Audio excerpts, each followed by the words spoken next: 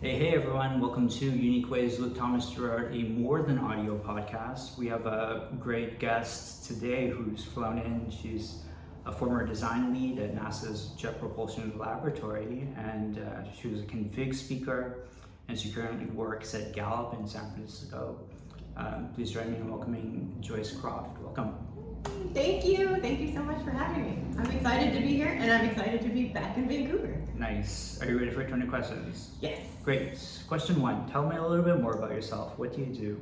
What do I do? What do I not do?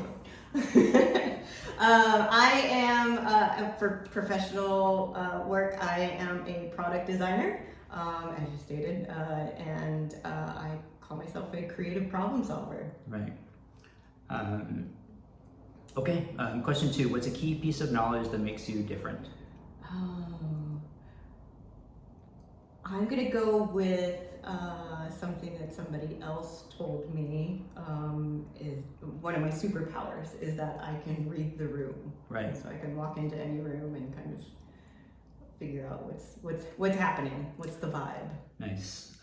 Just a note for the audience, you guys should check out the previous episode with Elaine Lopez. She flew in from New York City, and we were able to arrange for her to come on the in-person show, so you guys should check out that episode.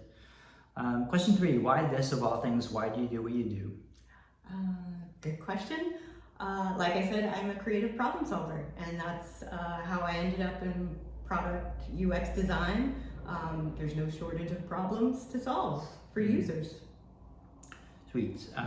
So 4 is about your future. So what does your future look like? Oh man, I don't know. And I always say people struggle with this question. Yes, because it's never the way that you plan it to be.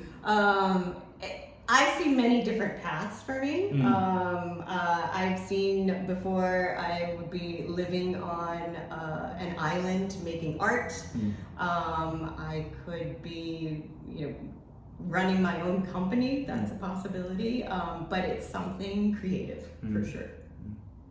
Yeah, I think a lot of people are experiencing this shift as we talked about. Yes. So it's interesting. Yes.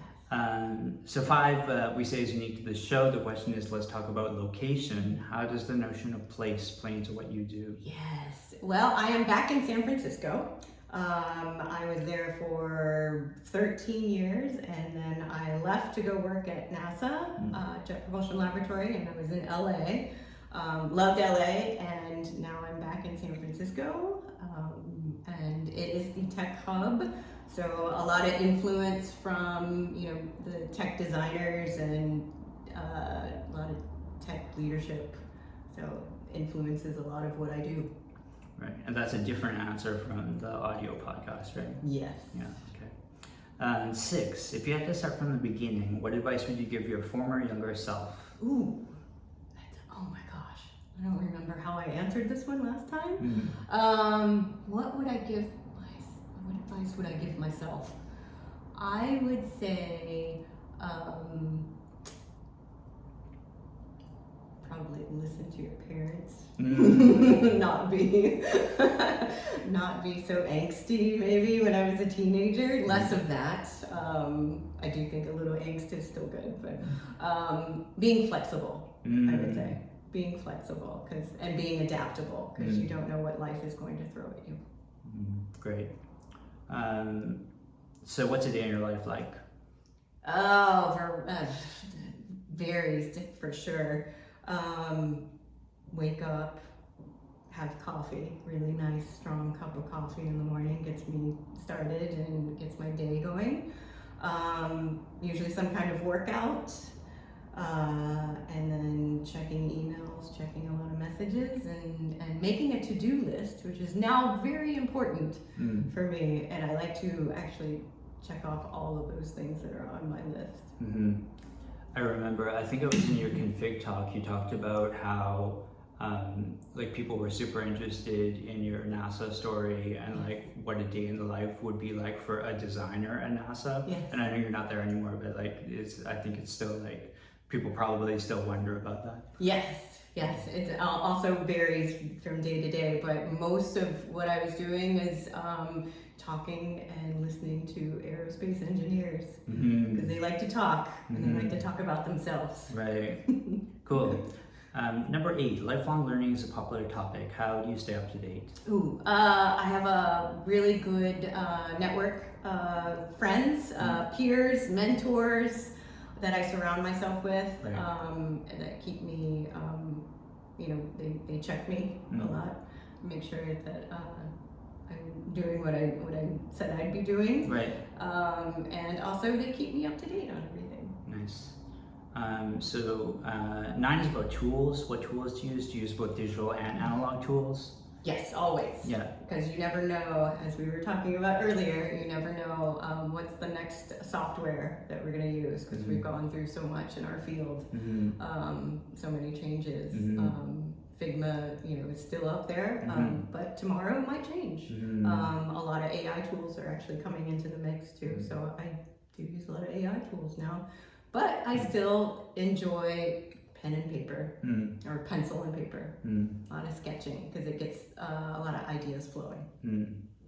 And just to stay relevant and current, I think the AI conversation is obviously a big reason why people are chiming in. Can you expand on that? Like you use AI tools. Yes. Which tools do you use or how do you use them? I try all of them, and I like to try them out during different parts of my process, and I've actually worked them into my process pretty well. It's very good at discovery research, coming up like with a research plan, giving it prompts about who I'm interviewing, and it'll come up with questions that I can answer. And of course I always go through and double check them, and also synthesizing all of the research that I do. So I'll take all of the notes, transcripts, and I'll put them in, and I'll do a bunch of prompts, and because I'll be looking for something very specific. It'll help me come up with solutions for the problem that we're trying to solve, and then actually making stuff. I have to handhold it because I can't give it design this one big product or dashboard or page because it's going to fail and it's not going to give me what I want. So I do things modularly. So I need this thing here, this set of charts, then I need this information, and then I'll piece those things together. So it's really great. And I'll try all of them. Gemini is really great for research, right? Because Google invested in UXR for many, many years, and I think they trained their models on that. Claude, of course, is really great at a lot of things, and most things better.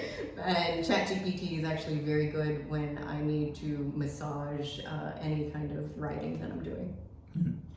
Great.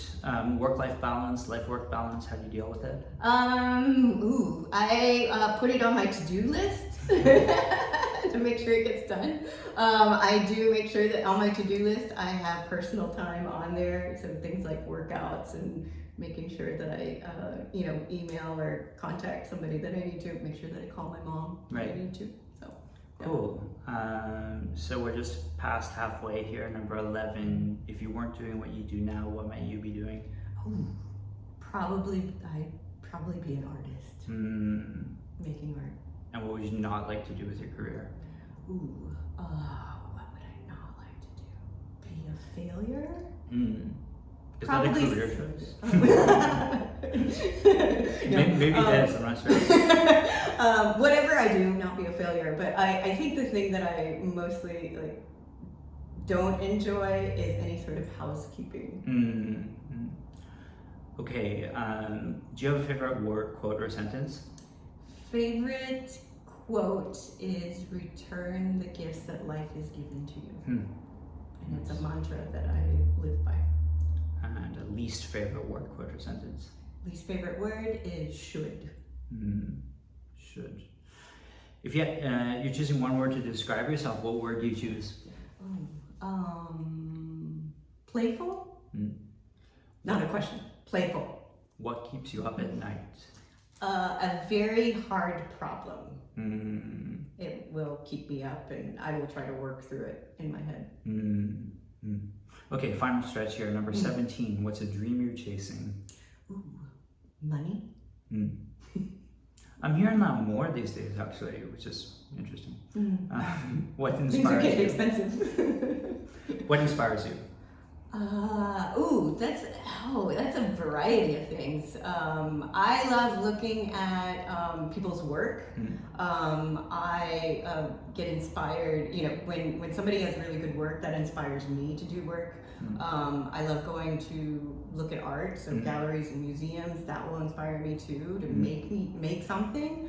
I also get inspired by conversations, really good discussions about things, figuring things out together, discovering things. And I like to be outside, so I do a lot of runs and walks, so that outside inspires me too. Great. Number 19, advice. Any advice you'd like to share? Oh, advice for anybody in specific? Up to you. I would say take care of yourself, take care of your body. It's the only one that you have to get you through this life, so make sure you treat it well, eat well, exercise. Great. It will reward you. Great. Yeah. And number 20, how can our listeners keep tabs on you, and what's our call to action? You can find me on LinkedIn. I'm pretty active on there, and I actually have my own website, so you can contact me there as well. Super. Well, starting to have legs with the in-person show, and you flying into Vancouver and being on the show has been a huge part of that push that we're trying to do now. So, very, very much gratitude and appreciation for you being on today. And of course, wonderful to hear your answers to these questions again. So, thanks so much. Love it. Thanks for having me.